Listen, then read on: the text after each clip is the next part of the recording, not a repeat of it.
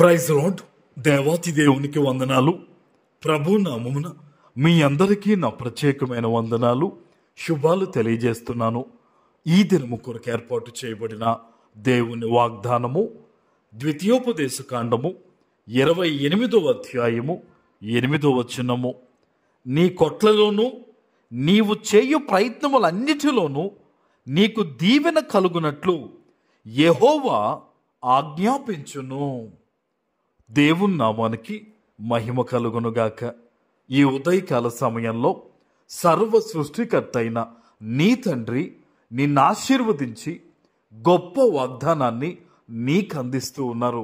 హల్లెలూయా.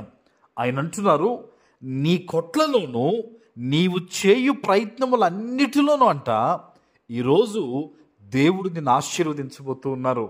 ఆమేన్. నువ్వు అనుకుంటున్నావు, ఎవరొచ్చి నన్ను బలపరుస్తారు, ఎవరొచ్చి నన్ను సమృద్ధితో నింపుతారు, ఎవరొచ్చి నా ప్రయత్నాలన్నీ సఫలం చేస్తారని అనుకుంటూ ఎదురు చూస్తున్నావు. బహుశా మనుష్యుల వైపు నీ చూపు ఉందేమో. అయితే ఈరోజు నిన్ను ఎరిగిన నీ తండ్రి, నీ కన్నీటి చూసిన నీ ప్రభు ఇదిగో నిన్ను ఆశీర్వదిస్తూ ఈ వాగ్దానం ద్వారా నీతో మాట్లాడుతున్నారు. నీవు చెయ్యు ప్రతి పనిని కూడా ఈరోజు దేవుడు ఆశీర్వదించబోతూ ఉన్నారు. ఆమేన్. ఈరోజు బహుశా నీ బిడ్డల జీవితాన్ని గురించి ఒక పని నువ్వు ప్రారంభిస్తూ ఉన్నావేమో, నీ వ్యాపార సంబంధమైన కొన్ని పనులేమో, ఏదైనా సరే ఈరోజు దేవుని వాగ్దానాన్ని వింటున్న నీ యొక్క పనులన్నీ అది నీకు మేలు కలిగేటట్లు, కీడు నీకు దూరం అయ్యేటట్లు దేవుడు నీ చేతి పనిని, నీ సమస్తాన్ని కూడా ఈ దినము ఆయన ఆశీర్వదించబోతూ ఉన్నారు. ఆమేన్. ఇక్కడ ఒక అద్భుతమైన మాట ఉంది చూడండి, నీకు దీవెన కలుగునట్లు అనే మాట. ఈ ప్రపంచంలో ఎవరు కూడా ఈ మాట పలకలేరు. దేవుడు నిన్ను సృష్టించిన నీ తండ్రి నీతో చెప్తున్నారు ఈ మాట. నీకు దీవెన కలుగునట్లు యెహోవా ఆజ్ఞాపిస్తారట.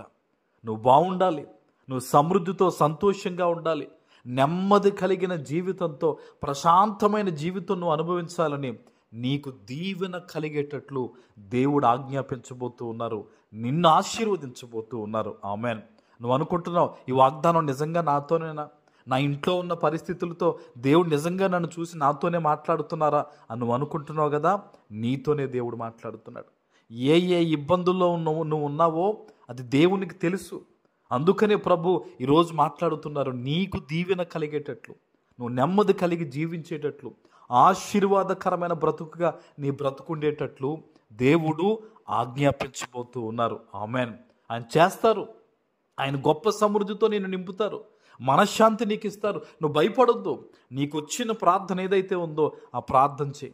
తండ్రి, నువ్వు తప్ప నాకెవరు లేరయ్యా, నువ్వు నిజమైన దేవుడివి, నన్ను చూస్తున్న దేవుడివి, నాతో మాట్లాడుతున్న దేవుడు గనక ఇదిగో నా పరిస్థితి, ఇదిగో నా కుటుంబము, ఇదిగో నా సమస్తము తండ్రి నీకు అప్పగిస్తున్నాను.